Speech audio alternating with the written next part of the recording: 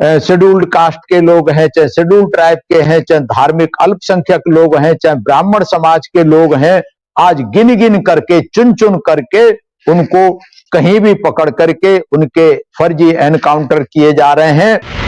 आज महंगाई चरम पे है, भ्रष्टाचार चरम पे है, बेरोजगारी चरम पे है, जैसा आजादी के 45 साल में कभी नहीं हुई, ऐसी 45 साल का रिकॉर्ड है कि 45 साल में सबसे नीचे पहुंच गई है रोजगार की दर, महंगाई की दर। चुनाव हो के समय हमें विशेष सावधानी रखनी चाहिए कि ऐसी जो पार्टियां हैं जिन्होंने देश में नक्सलवाद पैदा किया है, आतंकवाद देश में पैदा किया है, ऐसी पार्टियों से सत्ता से बेदखल करें। कांग्रेस, बीजेपी और इनकी सहयोगी पार्टियों की जन विरोधी तथा गलत नीतियों ने देश को जाति व धर्म के नाम पर बांटा है, देश के अमन चैन शांति को भंग किया है। जी हां, ऐसा मानना है। बहन कुमारी मायावती ने बहुत बार ऐसा कहा है कि देश में जो गैर बराबरी है, जो जाति और धर्म के नाम पर दंगे हो रहे हैं, जो नफरत फैलाई जा रही है, उसमें कांग्रेस, बीजेपी और इनके सभी सहयोगी दल कहीं न कहीं से जिम्मेदार हैं। देश में आजादी के बाद अगर इतिहास को उठा के देखें तो लंबे समय तक कांग्रेस की सरकारें रहीं, चाहे तो प्रदेश की बात करें, चाहे केंद्र की बात करें, लेकिन कांग्रेस के शासनकाल में सबसे ज्यादा धार्मिक दंगे हुए, हिंदू मुस्लिम दंगे हुए, इवन और धार्मिक अल्पसंख्यकों के साथ में अन्याय अत्याचार सबसे ज्यादा कांग्रेस के शासनकाल में हुए। उसके बाद बीजेपी की सरकार बनी। जहां जहां बीजेपी की सरकार है, जिस प्रदेश में बीजेपी की सरकार है, उन प्रदेशों में तमाम सारा जातीय उन्माद पैदा किया जा रहा है। और केंद्र में जब से भारतीय जनता पार्टी और उनके सहयोगी दलों की सरकार चल रही है, तब से देश के कोने कोने में तमाम सारे जातीय दंगे हो रहे हैं, तमाम सारे मॉब लिंचिंग और अन्याय अपराध खुलेआम हो रहे हैं। जाति के नाम पर किसी को भी पकड़ के कहीं भी मारा जा रहा है, चाहे शेड्यूल्ड कास्ट के लोग हैं, चाहे शेड्यूल्ड ट्राइब के हैं, चाहे धार्मिक अल्पसंख्यक लोग हैं, चाहे ब्राह्मण समाज के लोग हैं, आज गिन गिन करके, चुन चुन करके उनको कहीं भी पकड़ करके उनके फर्जी एनकाउंटर किए जा रहे हैं। तो देश में ये त्राहि त्राहि मची हुई है। ये जो है बीजेपी की और कांग्रेस की मिली भगत है। जितने भी सहयोगी दल है बीजेपी के, उनकी सभी की मिली भगत है, क्योंकि कोई भी सहयोगी दल भी इसके खिलाफ आवाज नहीं उठा रहा।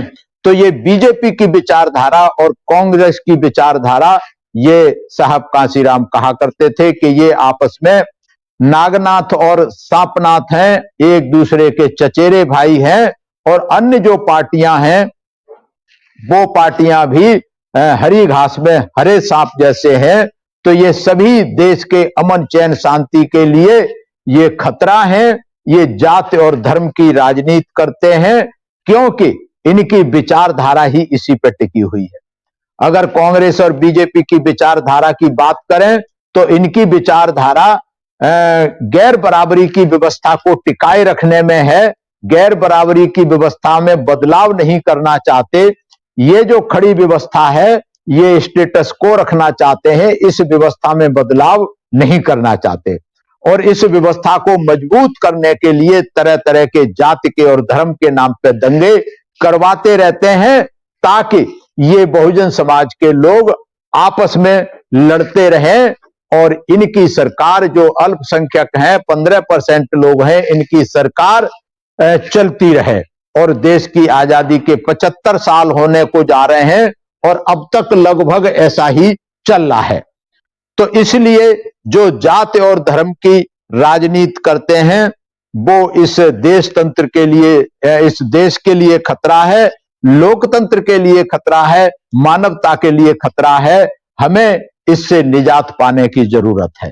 ये करते क्यों है ऐसा, ये भी हमें समझ लेना चाहिए। क्योंकि कांग्रेस, बीजेपी और इनकी सहयोगी पार्टियां सभी धन्ना सेठों के पैसे से चलती हैं। धन्ना सेठ लोग उनको चुनाव के टाइम पे या जब एमएलए एमपी खरीदने होते हैं, किसी की सरकार गिनानी होती है, तो उस समय ये इनकी खरीद फरोख्त करते हैं और चुनाव में अनाप शनाप जो करोड़ों रुपए बहाया जाता है वोटों को खरीदने के लिए, वोटों को प्रभावित करने के लिए, तो उस तरीके से करके ये नोटों वालों की सरकार बनती है। और जब नोटों वालों की, उद्योगपति धन्ना सेठों की सरकार बनती है, तो सरकार बनने के बाद ये पार्टियां जानबूझ के या मजबूरी में ये धन्ना सेठों के हित के कानून बनाती हैं, जिसमें देश की गरीब जनता का शोषण होता है। और ऐसा आज से नहीं, पिछले 75 साल से देश में यही हो रहा है। तो जो शोषण की नीति बनाते हैं, जिनसे चंद लोगों को फायदा होता है, बाकी बहुजन समाज लोग आर्थिक रूप से गरीब होता जा रहा है और चंद उद्योगपति अमीर से अमीर होते जा रहे हैं। आज महंगाई चरम पे है, भ्रष्टाचार चरम पे है, बेरोजगारी चरम पे है, जैसा आजादी के 45 साल में कभी नहीं हुई। ऐसी 45 साल का रिकॉर्ड है कि 45 साल में सबसे नीचे पहुंच गई है रोजगार की दर, महंगाई की दर। तो ये सब इसीलिए हुआ है क्योंकि ये पार्टियां जात, बिरादरी, धर्म के नाम पर नफरत की राजनीति करते हैं। क्योंकि अगर हम बीजेपी की बात करें तो आरएसएस की जो विचारधारा है, उनकी विचारधारा यही है कि इस देश में धार्मिक अल्पसंख्यक कोई भी ना रहे, इस देश में शेड्यूल्ड कास्ट और शेड्यूल्ड ट्राइब के लोग ना रहें, और अगर रहें तो गुलाम बन के रहें, इनके नौकर बन के रहें, इनके रहमो करम पे रहें, और सारी नीतियां उसी हिसाब से बनाते हैं। इनके तथाकथित धार्मिक जो संगठन है वो इतने कट्टर और हिंसक हो गए हैं कि अपनी मनमर्जी करते हैं, सरकार इन पर कोई अंकुश नहीं लगाती। इसका मतलब है कि ये जितने भी धार्मिक उन्माद हो रहे हैं वो सब सरकार की सह पे हो रहे हैं, सरकार की मिली भगत से हो रहे हैं, और इसमें कांग्रेस भी बराबर की जिम्मेदार है। बीजेपी और कांग्रेस में कोई फर्क नहीं है, दोनों ही पार्टियां जातिवाद और धर्मवाद की राजनीति करती हैं। तो सर्वजन समाज को इन पार्टियों से सतर्क और सावधान रहना चाहिए, और खास करके चुनाव हो के समय हमें विशेष सावधानी रखनी चाहिए कि ऐसी जो पार्टियां हैं जिन्होंने देश में नक्सलवाद पैदा किया है, आतंकवाद देश में पैदा किया है, ऐसी पार्टियों से सत्ता से बेदखल करें। हमें वोट का हथियार मिला हुआ है, वोट का अधिकार मिला हुआ है, इस हथियार का हम सही इस्तेमाल करके बहुजन समाज पार्टी को सत्ता में लाके, जो कि गैर बराबरी को खत्म करके मानवता पर आधारित सर्व समाज के लिए समता मूलक समाज बनाकर सब में भाईचारा पैदा करके, अमन चैन और शांति पैदा करके इस देश में भाईचारे के साथ समता मूलक समाज की स्थापना करना चाहती है, ताकि हर व्यक्ति को समान हक, हकूक, अधिकार मिले, किसी का कोई शोषण ना हो, जात, बिरादरी, धर्म के नाम पर सबको मान सम्मान मिले, किसी का भी शोषण ना हो। ऐसा सिर्फ और सिर्फ बहुजन समाज पार्टी ही कर सकती है, क्योंकि बहुजन समाज पार्टी की विचारधारा ही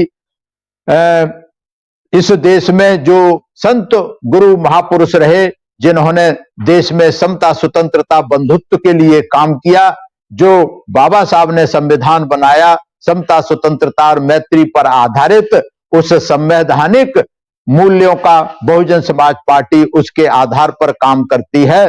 संविधान की जो मूल विचारधारा है उसके आधार पर काम करती है। इसलिए बहुजन समाज पार्टी ही इस देश में जात, बिरादरी, धर्म की खाई को तोड़ करके, खाई को पाट कर अमन, चैन और शांति का स्थापना कर सकती है। इसलिए आगे आने वाले 2022 के चुनाव में उत्तर प्रदेश में सर्व समाज से मेरी अपील है कि बहुजन समाज पार्टी को वोट दे करके आप अपना मुख्यमंत्री बहन कुमारी मायावती को बनाएं, और इस देश में भाईचारे पर आधारित समता मूलक समाज की स्थापना करने की शुरुआत करें, जैसा कि आप पहले भी 4 बार कर चुके हैं।